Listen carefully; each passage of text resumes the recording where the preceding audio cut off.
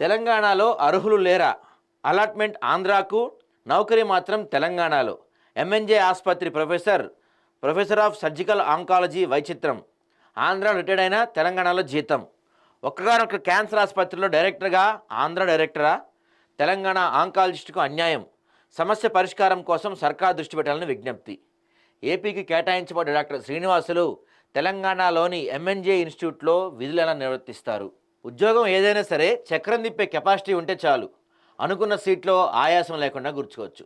అనుకున్నన్ని రోజులు ఉద్యోగం వెలగబెట్టచ్చు. ఇక చట్టాలు నిబంధనలు అంటారా, అవి అమలయ్యేసరికే మనం ఉండకపోవచ్చు కూడా. ఉద్యోగం రిటైర్డ్ అయినా ఎంచక్కా ఇంటి పట్టున కూర్చొని సేద్దీరచ్చు. రాష్ట్ర విభజన సమయంలో ఏపీలోని Guntur medical college hospital professor of surgical oncology ఉద్యోగిగా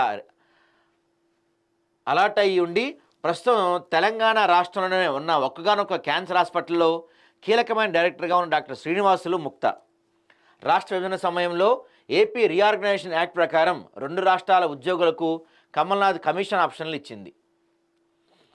సో వాళ్ళు ఏం చేశారంటే కమల్నాథ్ కమిషన్ మీ ఆప్షన్స్ ఇచ్చారు వీళ్ళకి, ఎటు ఉండాలి తేల్చుకోమని. అందులో భాగంగానే MNJ hospital professor of surgical ఆంకాలజీగా పనిచేస్తున్న డాక్టర్ శ్రీనివాసులను ఆప్షన్ అడగ్గా ఆయన తనను ఏపీ కేటాయించాలని కోరారు. ఆంధ్రప్రదేశ్కి ఆయన ఆప్షన్ పెట్టుకున్నారు. అయితే డాక్టర్ శ్రీనివాసుల కోరిక మేరకు కమల్నాథ్ కమిషన్ కూడా ఆయన్ను ఏపీకి అలాట్ చేసింది. ఇంతవరకు బాగానే ఉంది. ఏపీ ప్రభుత్వం తన కేటాయించిన జాబ్ తన హోదాకు తగ్గట్లు లేదని, కేటాయింపు పోస్ట్ ప్రాతిపదికన అలాట్ కాలేదని 9 మార్చ్ 2017 ఆయన హైకోర్టును ఆశ్రయించారు. అయితే ఆయన అభ్యర్థి పరిశీలించిన రాష్ట్ర సర్వోన్నత న్యాయస్థానం శ్రీనివాసులకు మరో ఆప్షన్ ఇచ్చుకునేందుకు అవకాశం కల్పించిన ఆదేశాలు జారీ చేసింది. 3 నెలల్లో శ్రీనివాసుల వ్యవహారాన్ని తేల్చేయాలని ప్రభుత్వానికి సూచించింది. అప్పటి వరకు శ్రీనివాసులు ఎంఎన్జే హాస్పిటల్లోనే ప్రొఫెసర్ ఆఫ్ సర్జికల్ ఆంకాలజీగా పనిచేయని స్పష్టం చేసింది. ఇక అప్పటి నుంచి శ్రీనివాసులు ఎంఎన్జే కేంద్రంగానే జీతం తీసుకుంటున్నారు. ఈ నేపథ్యంలోనే శ్రీనివాసులు అభ్యర్థనపై పిటిషన్ హైకోర్టు ఇచ్చిన ఆదేశాల మేరకు కేంద్ర సర్కార్ ఏపీ తెలంగాణ ప్రభుత్వాలకు ఆయన అభ్యర్థనపై స్పష్టత ఇవ్వాలని పలుమార్లు విజ్ఞప్తి చేసింది. 2018లో ఒకసారి, 19లో ఒకసారి, 22లో ఒకసారి, 22లో 2 సార్లు చేసింది. 22 ఏప్రిల్లో ఒకసారి, మళ్ళీ ఏప్రిల్ 12 2 సార్లు చేసింది. అయితే కేంద్ర ప్రభుత్వం పంపిన రిటైర్మెంట్ లెటర్ల ఆధారంగా డైరెక్టర్ ఆఫ్ మెడికల్ ఎడ్యుకేషన్ మరియు ప్రిన్సిపల్ సెక్రటరీ 5 నవంబర్ 2022న కేంద్రానికి తెలంగాణ ప్రభుత్వం తరపున తన అభిప్రాయాన్ని తెలియజేశారు.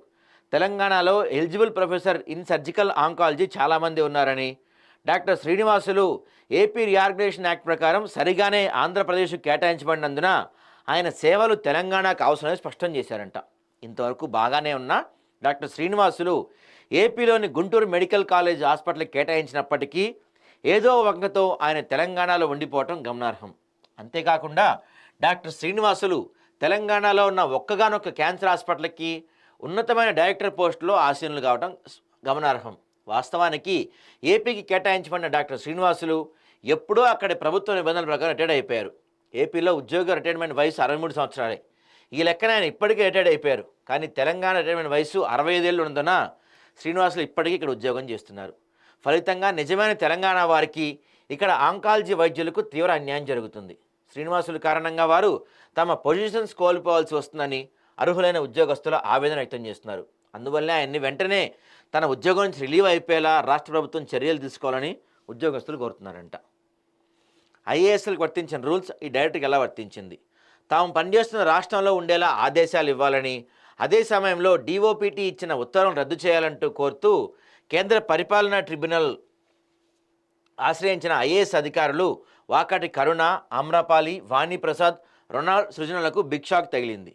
డిఓపిటి ఆదేశాలపై మధ్యంతర ఉత్తర్వు ఇచ్చి నిరాకరించింది. ఏ రాష్ట్రానికి కేటాయించిన వారు ఆ రాష్ట్రంలో రిపోర్ట్ చేయాలని ఆదేశించింది. అలాంటప్పుడు ఐఏఎస్ అధికారులే డిఓపిటి ఆదేశాలను గౌరవించి ఏపీలో విధులు నిర్వర్తించడం జరుగుతుంది. ఎంఎన్జే డైరెక్టర్ డాక్టర్ శ్రీనివాసులు ఏ విధంగా తెలంగాణలో విధులు నిర్వర్తిస్తారని ఉద్యోగ సంఘాలు ప్రశ్నిస్తున్నాయి. ఎప్పుడు ఇది కేసు అండి? 2017లో కేసు. ఇప్పటికీ ఆయన పనిచేస్తున్నాడు హ్యాపీగా. మన దగ్గర ఉన్న వ్యవస్థలు అలాంటివి.